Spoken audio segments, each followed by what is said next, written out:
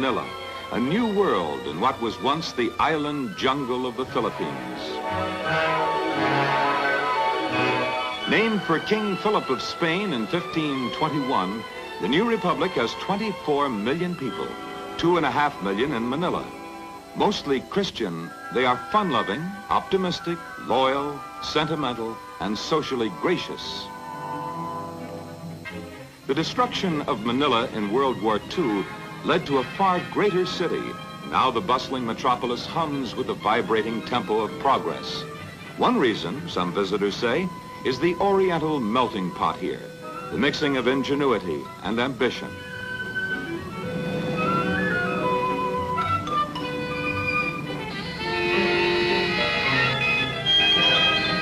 There's an example of real enterprise. Filipinos with aspirations to get somewhere turned their war surplus jeeps into what they call jeepneys, so everybody can get somewhere.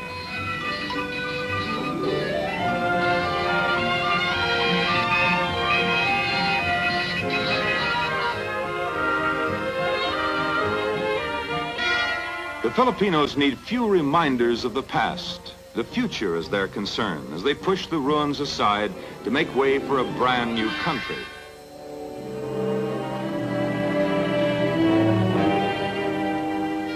You're not here long before you believe in the miracle of Manila, for it was almost completely leveled by war. Today, it is a show window of democracy, for freedom is a hallowed tradition among the leaders of the Philippines.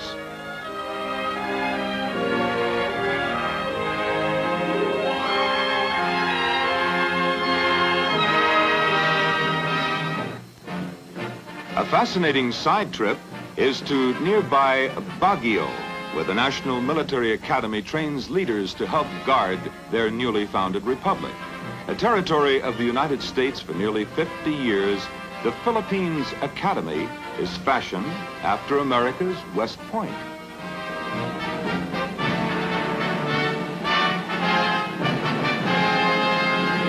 Another excursion off the beaten path is a visit to Zamboanga, an old town of Muslim influence where a 17th century Spanish outpost was occupied by the Americans in 1899.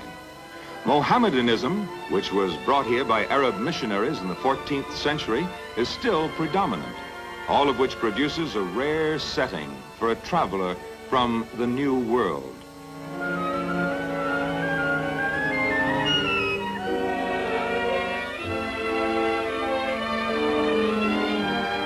The scene at sea is also unique as they sail the gentle waters and bright-colored vintas. The Muslim people here are like other Filipinos. Theirs is a different culture. Natural-born divers, they can harvest a bountiful crop of shells and coral for their handicrafts, diving 70 feet or more, exploring the finest oyster beds in the Pacific. Formerly notorious for pirating in the Sulu and China seas, their fondness for artistic and colorful things led them to skills with precious metals and stones. Once one of the most warlike people in the world, they never came to terms with any of the occupying nations.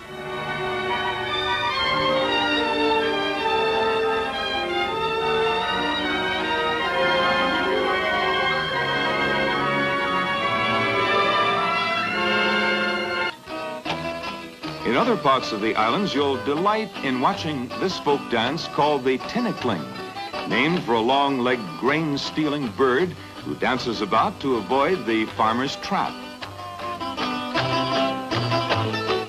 It's a combination dance and sport to keep your toes from getting smacked by the clacking bamboo poles.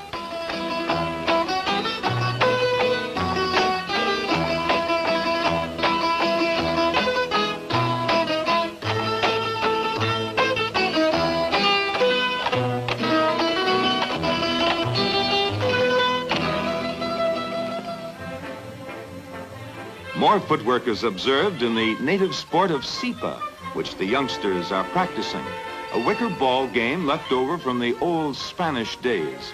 Sipa is the Philippine word for kick. The fundamental shots are easy to master, but the expert's fancy footwork is unique.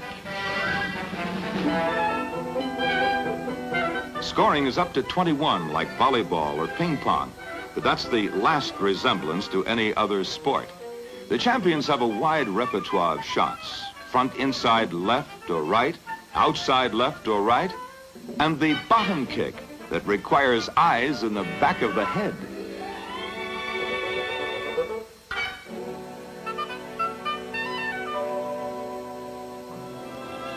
Little Tortoy and his faithful friend the Carabao stray from the rice paddies at midday for lunch together, offering camera clickers an opportunity to match the pictures in their old geography books.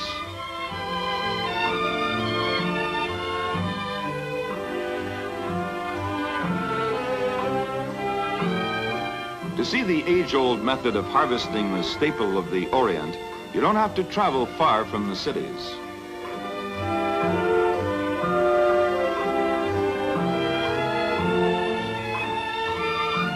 This is the technique for threshing the grains from the stalks.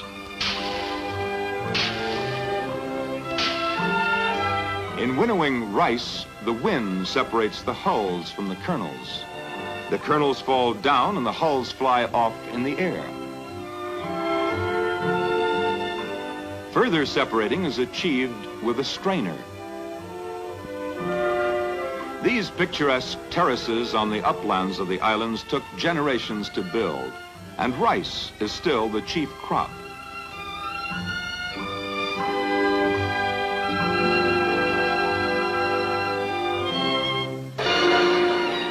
A romantic rendezvous is in the midst of the mighty Pagsanhan Falls.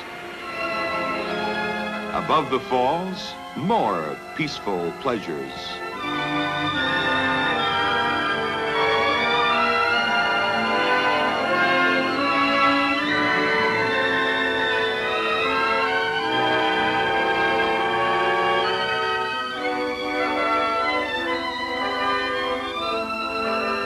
But downstream, the strong in heart and muscle answer the challenge of the rapids, zigzagging through slippery bottoms and enormous boulders, steering for passageways slightly wider than the canoe. When you don't find the local guides battling the treacherous river, you'll spot them in quieter waters landing fish. They invite you for either sport, casting a line or shooting the rapids.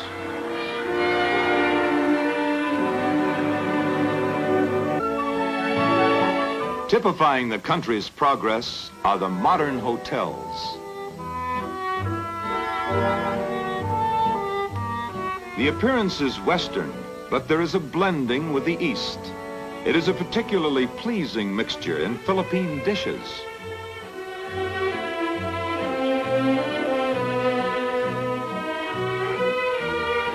A familiar order might be adobo, a combination of chicken, pork and beef and a heavy touch of garlic. Or sinigang, stewed lake fish of rare flavor. Or meat with vegetables served with local rice and traditional hospitality.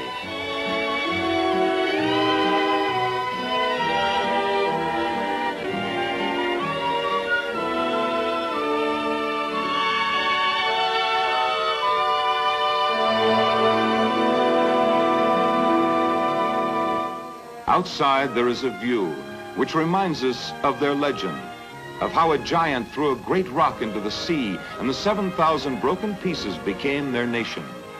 Golden islands in the blue Pacific.